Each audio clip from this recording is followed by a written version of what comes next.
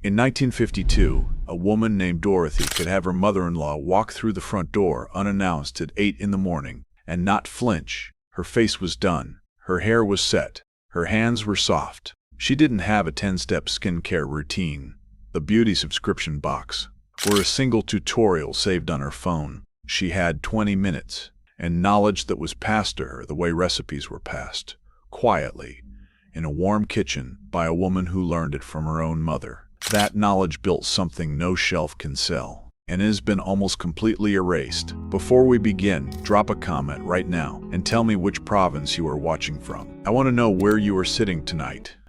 Number 25. Every Canadian woman wore a girdle. Every single day. Thin women wore them. Heavy women wore them. Teenage girls in Winnipeg were fitted for their first one, the way a boy was fitted for his first suit. The snap of elastic against the hip, 4 metal garter tabs dangling from the hem, waiting for the stockings to clip on.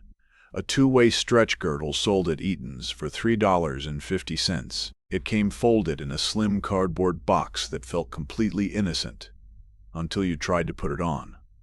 Even if you were thin, the advice was the same. Wear it for structure, for posture, for lines. On a January morning in Saskatchewan, stepping into a girdle in an unheated bedroom before the furnace kicked on was its own particular act of willpower. Nobody complained about it. Complaining was not part of the system. The girdle was not about vanity. It was about architecture. A Canadian woman's silhouette was built before the dress ever went on. That concept does not exist anymore. Number 24. Every night, without exception, a Canadian woman massaged cold cream into her face and to suit it off. Small upward circles from the jawline to the temples, cotton balls in a glass dish beside the jar. The tissue came away gray with the day. 1 jar, 1 step, 50 years. A jar of cold cream cost 35 cents at the Rexall in 1952. Some women ordered it from the Eaton's catalog. It arrived wrapped in tissue paper and it smelled of roses and something faintly clinical, something that said, "This is working." Your grandmother's grandmother used cold cream. Your grandmother used cold cream. The jar passed from hand to hand down the generations, and nobody thought to question it, because it worked. There's a growing movement online right now of women returning to cold cream. They are spending less and seeing better results. The industry does not know what to do with them. But the discipline extended beyond the vanity mirror. In the 1950s, a tan did not mean vacation in Canada. It meant you worked outdoors. Pale skin was the signal of leisure, of a roof over your head and a reason to stay inside. Wide-brimmed hats at the Dominion grocery store, white cotton gloves on an August afternoon in Saskatoon. Women crossed to the shady side of the street without discussion. The tanning industry reversed a class signal that it held for centuries and sold it back to women as freedom. Number 23. If her nail polish chipped at 10 in the morning, it was gone by lunch. No Canadian woman left the house with chipped color on her fingertips. Cotton balls soaked in acetone, that sharp chemical smell in the bathroom off the kitchen. Clear coat reapplied, our bare nails buffed to a shine. Either was acceptable. Chipped was not. She kept a small bottle in her purse for exactly this emergency. Some women kept a second bottle in the kitchen drawer beside the tea towels. A woman who noticed the chip and ignored it had stopped paying attention to herself. That was the line nobody crossed. Number 22. Before fluoride toothpaste owned every shelf at the Rexall, a woman handled her teeth at home. Baking soda on a wet toothbrush, sometimes salt mixed in. The yellow Arm & Hammer box kept on the bathroom shelf beside the hairpins, the gritty, slightly salty paste rinsed with cold water. Some women followed with a swish of diluted hydrogen peroxide. Dental visits were expensive and infrequent in 1950s Canada, especially outside the cities. In rural Nova Scotia, in the small towns along the St. Lawrence, in the farmhouses outside of Guelph, where the nearest dentist was 20 miles away, she managed what she had, with what cost nothing. The woman was her own dentist, 6 days out of 7. Number 21. 5 rules in and not one has cost more than $1. These rules were not expensive. They were disciplined. That distinction between what costs money and what costs effort is exactly what a $600 billion industry needed you to forget. They spent decades making you forget it. They succeeded. Number 20. Every single night, damp hair was wound around the fingers, coiled flat against the scalp, and pinned.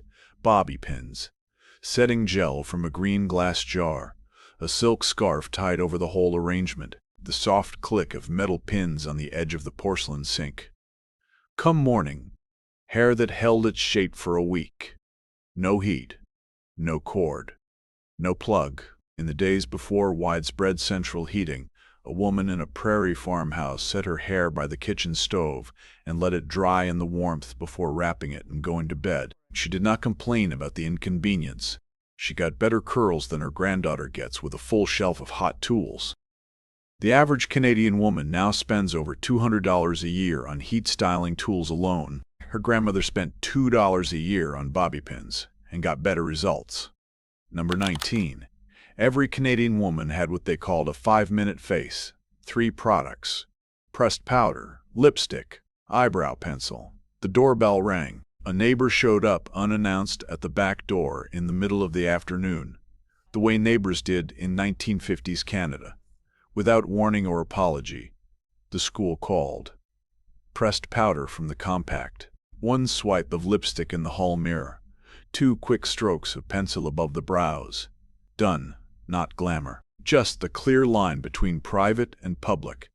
Drawn in under 5 minutes, with 3 products that fit in a single bathroom drawer. That line existed.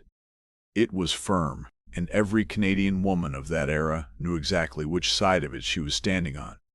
Number 18. The entire point of rouge was that nobody could tell you were wearing it. Cream rouge in a small pot, applied with the ring finger. 2 soft circles on each cheekbone, blended outward until invisible.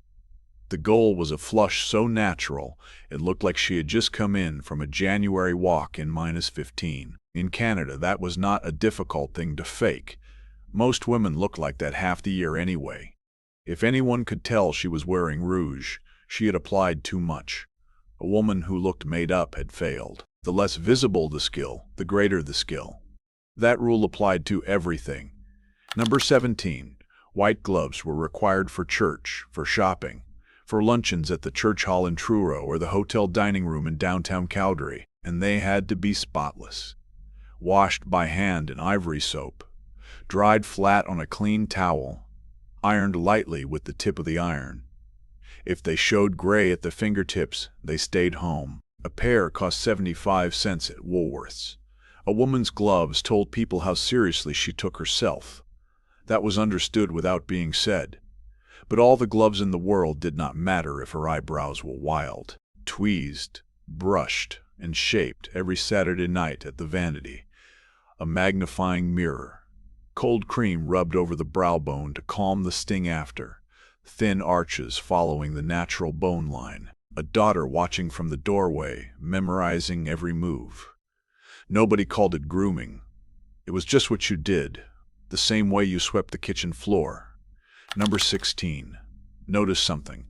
Not a single one of these rules required permission, no prescription, no appointment, no consultation with someone who had a credential and a waiting room. What they required was time. And in 1950s Canada, a woman's time spent on herself was not considered wasted. It was considered necessary. That is the part that changed first. The industry did not sell women products first. It sold them the idea that what they already knew was not enough. That came first. The products followed. Number 15. A Canadian woman's hands were her report card. The first thing seen in a handshake across the United Church Hall. The first thing noticed when she reached across a table. Even women who scrubbed floors and washed dishes by hand, and in rural Canada in the 1950s, that was most women, maintained them. Jergens lotion in the cherry almond scent beside the kitchen sink. A tube of Heinz honey and almond cream within reach at all times. Nails filed with an emery board. always in one direction, never back and forth, because back and forth weakens the nail and causes splitting. Her mother told her that. She told her daughter. Cuticles pushed back with an orange stick after a warm soak. The lotion applied after every single wash. Every single one. Rough hands were understood. A woman who worked hard had rough hands. That was not shameful. Neglected hands were not the same thing. That was the line. Number 14. What she wore on her wrists mattered just as much as what she wore on her hands. Perfume was dabbed, never sprayed. Behind the ears, at the base of the throat, the inside of the wrist, where the pulse beat closest to the surface and the warmth of the blood carried the scent outward through the day.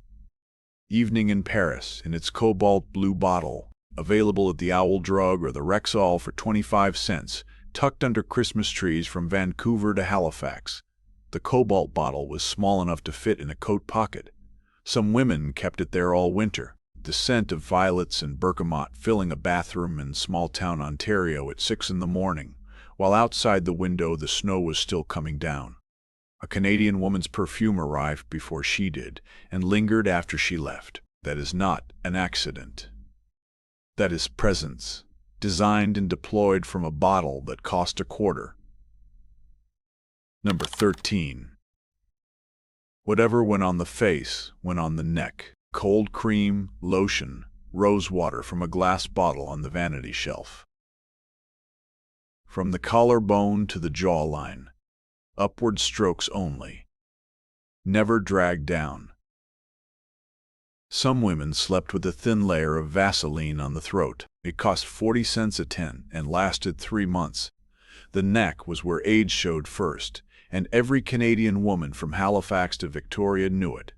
She did not wait for a product to tell her. Her mother told her. Her mother's mother told her mother. That was the supply chain. No subscription required. Number 12. Somewhere around 30, the hair went up. French twist, chignon, set curls pinned close to the head. Nobody announced the change. One season the hair was down and soft. The next season it was up. It stayed there. It was not a loss. It was a promotion. Wearing the hair up meant composure mattered more than youth. That maturity had been accepted, not fought. A woman who fought that transition too hard was pitied. A woman who made it gracefully was admired. In small Canadian towns, where everyone knew everyone and remembered everything, the neighborhood noticed. It noticed everything, and through every cup of tea, every conversation that ran long at the kitchen table, Revlon fire and ice, Max Factor, coral red, the satisfying click of the gold-toned tube twisting up, blotted once on a tissue, the lip print left behind like a signature. Today, the beauty industry sells lipstick, promising 12 hours of wear. Her grandmother never needed 12 hours.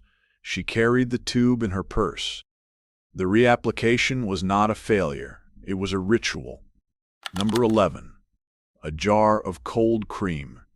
A box of bobby pins. A tube of lipstick. A pair of nylons. A bottle of Evening in Paris. The total annual cost of looking impeccable in 1954 Canada, less than what most women now spend in a single trip to the drugstore. The average Canadian woman today uses 12 skincare products containing over 160 synthetic chemicals before she leaves the house. Her grandmother used 3.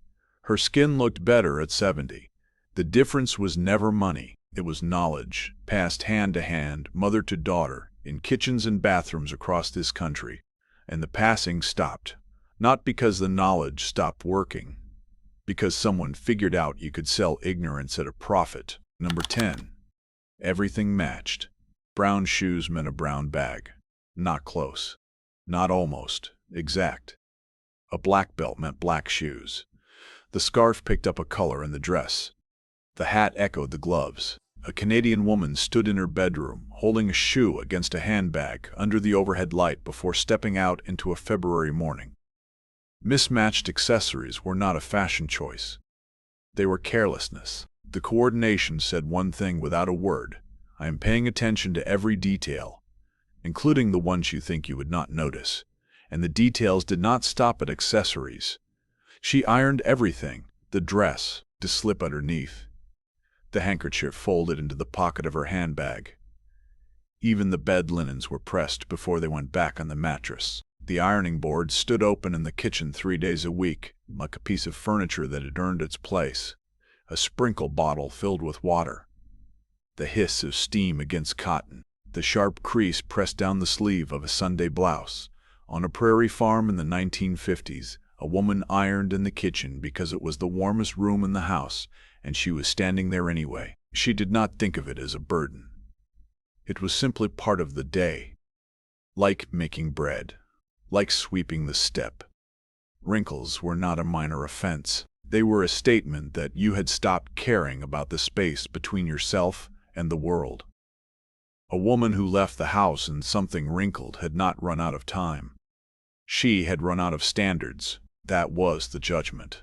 Unspoken. Absolute. Number 9.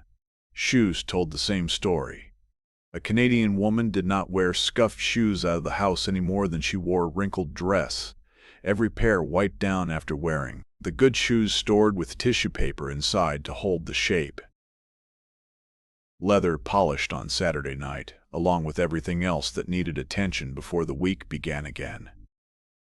Heel tips checked every single week. The moment the rubber wore down to the metal nail beneath, they went to the cobbler. Not next week. That week, a woman walking down Main Street in Lethbridge with the click-click of an exposed metal heel on concrete was a woman who had let something slip, and once one thing slipped, everything else followed. That was the belief. The cobbler charged 25 cents to replace a heel tip.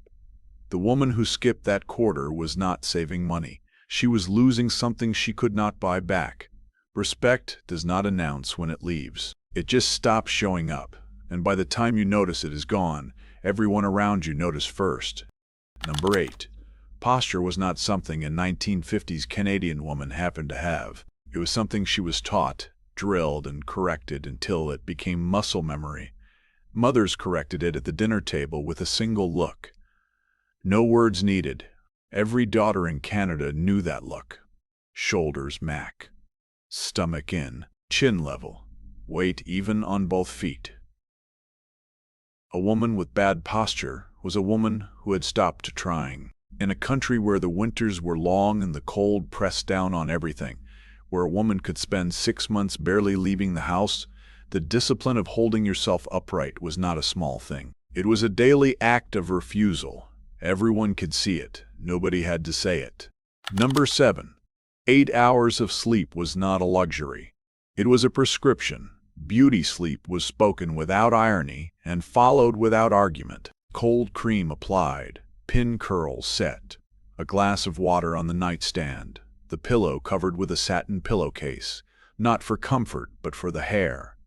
The room dark by 9:30. Sleep was the invisible product. It cost nothing.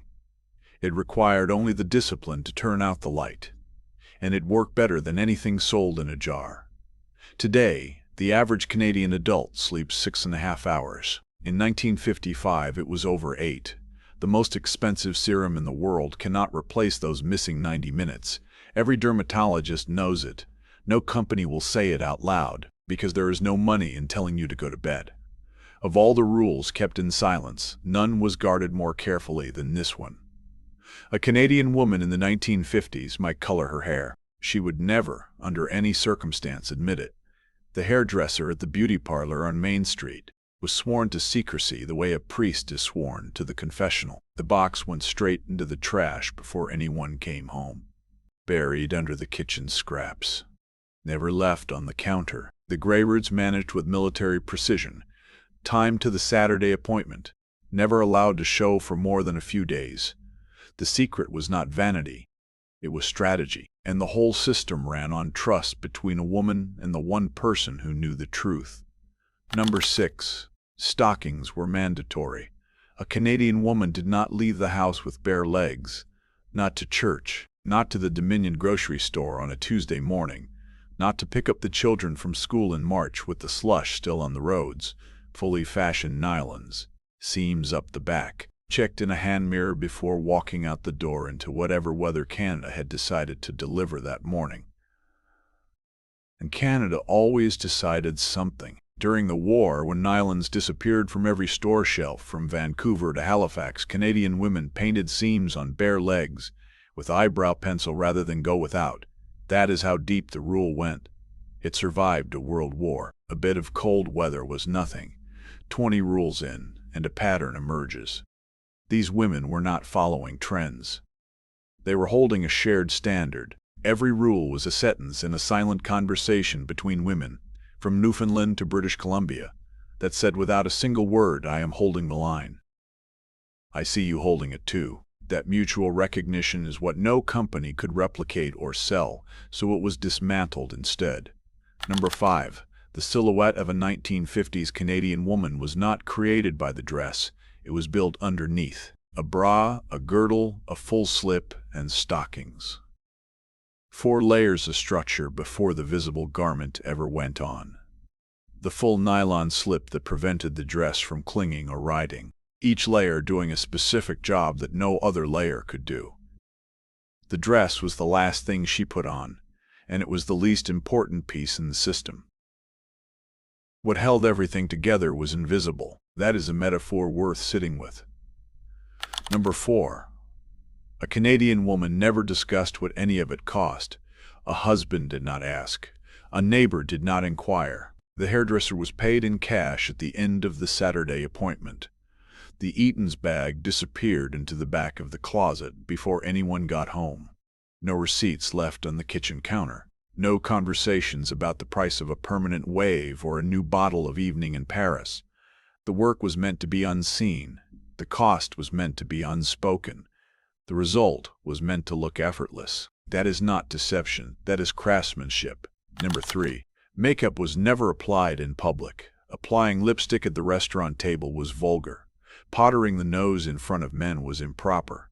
The potter room was the only acceptable space. A line of women at the mirrors. The click of compacts opening in unison. That particular sound. 20 compacts, 20 women. The same motion. The quiet choreography of shared counter space.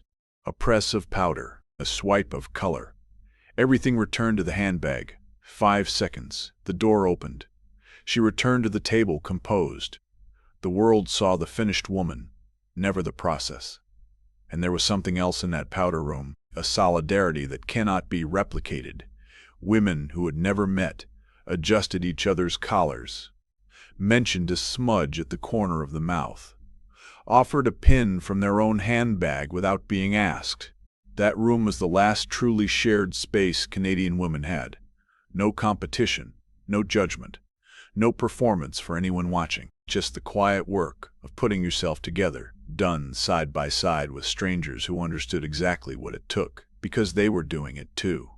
Number 2. A Canadian woman was either dressed or she was not seen. No running to the mailbox in a housecoat.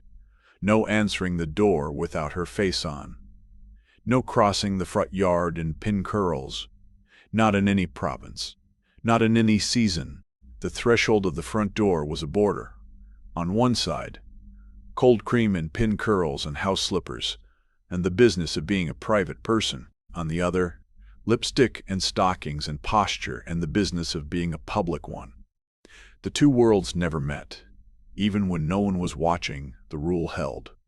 Because the rule was never about other people. It was about the woman herself. She decided when she was ready to face the world. She did not let the world catch her in between. She controlled that line. In a life where she did not control very much, she controlled that. Number 1. The bathroom door was closed. The bedroom was off limits during preparation.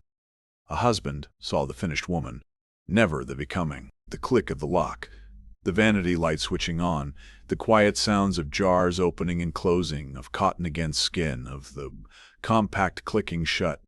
She did not narrate. She did not explain. The mirror was the only witness. There was one exception. A daughter might sit on the edge of the bed and watch quietly, saying nothing, memorizing the order, the motions, the rhythm of it, the way her mother's hand moved from jar to face to tissue, the way the compact tilted toward the light, The particular moment when the lipstick went on and the face became the face the world would see. That was how the rules were passed. Not in books, not in magazines, not in a tutorial with 1,000,000 views. In the quiet space between a mother and a daughter, in a room where no one else was allowed. That is, the part that disappeared first. Not the cold cream. Not the pin curls. Not the lipstick. The passing of them. And here is what nobody says out loud. These 25 rules did not vanish because Canadian women got smarter. They did not fade because science made them obsolete. They were replaced, systematically, one by one. Every rule that cost pennies was swapped for a product that cost dollars. Every habit that required only a mirror and a steady hand was repackaged as a problem that needed a professional solution. The woman who once managed her own appearance with a handful of tools from the Rexall was told she was no longer qualified to manage it. She needed an expert. She needed a consultation. She needed a subscription. The confidence that once lived in her own 2 hands was relocated to a shelf she could not afford and a routine she could not finish before the morning was gone. That was not progress. That was a transaction. And the woman was not the customer. She was the product. 25 rules. Not one required a tutorial or an internet connection. They required a jar, a mirror, and a woman who believed she was worth the time. Somewhere right now, a granddaughter is watching an old woman open a compact. The powder presses down. The mirror catches the light. And without a word, the lesson begins again. Drop a comment and tell me which province you are watching from. And tell me one rule your grandmother followed that you still think about. I read every single one.